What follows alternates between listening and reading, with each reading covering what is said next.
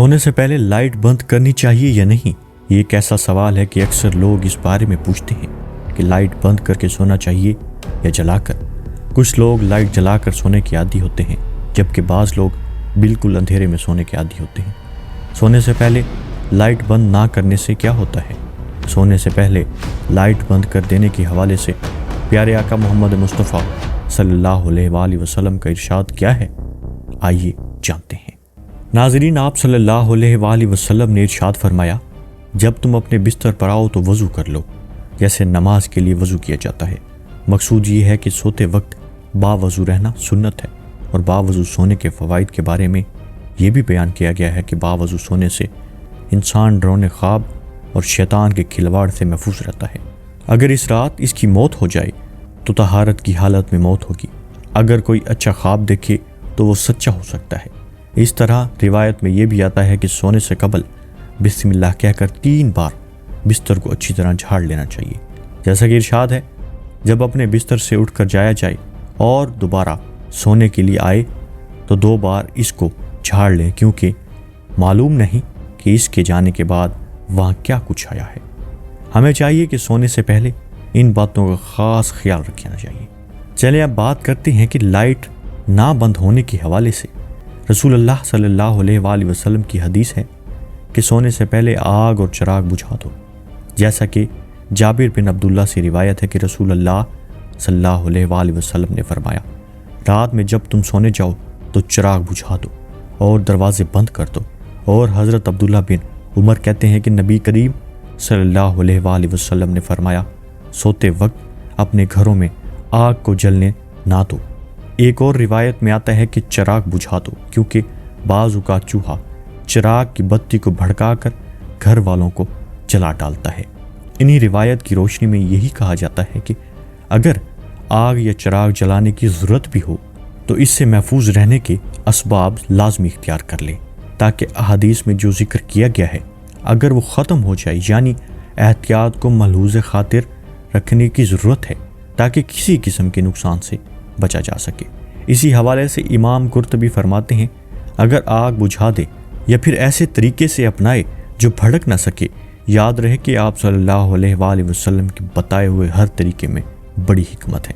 اگر بات کی جائے موجودہ دور کے لائٹ کی تو اس سے اگرچہ آگ بھڑکنے کا خدشہ تو نہیں ہوتا، لیکن پھر بھی روشنی کی موجودگی رہتی ہے۔ اور حدیث میں چراغ کا الگ سے ذکر اس لیے کیا گیا ہے کہ اس زمانے میں چراغ کی روشنی کے لیے جلائے جاتے تھے۔ یاد رہے کہ رات جس کو اللہ تعالیٰ نے نیند کے لیے بنایا ہے، روشنی ہونے کے سبب اس میں انسان کو پرسکون نیند نہیں آ سکتی۔ اس لیے چاہیے کہ رات کو لائٹ بند کر کے سونا چاہیے تاکہ پرسکون نیند آئے۔ احادیث میں جو چراغ کا ذکر ہے اس کو موجودہ دور کی لائٹ کے متبادل ہی سمجھا جائے گا۔ جہاں تک بات ہے لائٹ نہ بند کرنے کی، سائنسی نقصان کی جائے تو سائنسی تحقیق کے مطابق یہ بات سامنے آئی ہے کہ جو لوگ رات کو سوتے وقت لائٹ بند نہیں کرتے تو ان کا وزن بڑھنے اور انہیں کینسر جیسے مرض پیدا ہونے کا امکان ہو سکتا ہے۔ اس لیے چاہیے کہ رات کو سونے سے پہلے لائٹ کو سنت سمجھ کر لازمی بند کیا جائے۔ اور یاد رہے کہ سنت پر عمل کرنا ثواب ہے، بلکہ ہر طرح کی سنت میں بہت بڑی حکمت ہے۔ یاد رہے رسول اللہ صلی اللہ علیہ وآلہ وسلم کی ایک سنت ایسی ہے کہ جس سنت میں سینکڑوں حکمتیں ہیں۔ آپ صلی اللہ علیہ وآلہ وسلم کی ذات اقدس کو اللہ تعالیٰ نے تمام انسانوں کے لیے نمونہ بنا کر بھیجا ہے، اور ہر مسلمان کی لازم ہے کہ وہ اپنی زندگی میں رسول اللہ صلی اللہ علیہ وآلہ وسلم کی مبارک سنتوں کے مطابق زندگی گزارے۔ آپ صلی اللہ علیہ وآلہ وسلم کی تعلیمات کو سیکھے اور اپنی زندگی آپ صلی اللہ علیہ وآلہ وسلم کی تعلیمات کے مطابق گزارے۔ ہر مسلمان کی ذمہ داری ہے کہ وہ اپنی زندگی کو آپ صلی اللہ علیہ وآلہ وسلم کے مبارک سنتوں اور آپ صلی اللہ علیہ وآلہ وسلم کی تعلیم کے مطابق گزارے۔ اس لیے چاہیے کہ جو سونے کے آداب اور سنتوں کا ذکر ہوا ہے اس پر عمل کیا جائے، اور اس کے علاوہ سونے کے بہت سے آداب ہیں، ان آداب کو سیکھ کر ان پر عمل کرنے کی نیت کی جائے۔ ہر مسلمان کے لیے ضروری ہے کہ رات کو سونے اور لیٹنے کا سنت طریقہ معلوم کرے، اس کے مطابق سویا کرے۔ یاد رہے کہ مسلمانوں کا ہر مقام جیسے رسول اللہ صلی اللہ علیہ وآلہ وسلم کی سنت اور تعلیمات کے مطابق کیا جائے، اس لیے کہ عبادت بن جاتی ہے۔ جیسا کہ روایت میں آتا ہے کہ حضرت علی رضی اللہ تعالیٰ عنہ سے ایک مرتبہ کسی یہودی نے سوال کیا آپ لوگ دن میں کتنی دیر عبادت کرتے ہو؟ تو اس کے جواب میں امام علی علیہ السلام نے فرمایا کہ ہم 24 گھنٹے عبادت کرتے ہیں۔ تو اس جواب پر یہ یہودی کہہ لگا کر ہنسنے لگا اور طنزیہ کہنے لگا آپ لوگ کھاتے پیتے نہیں ہیں، رات کو سوتے نہیں ہیں اور دنیا کے کام کاج نہیں کرتے؟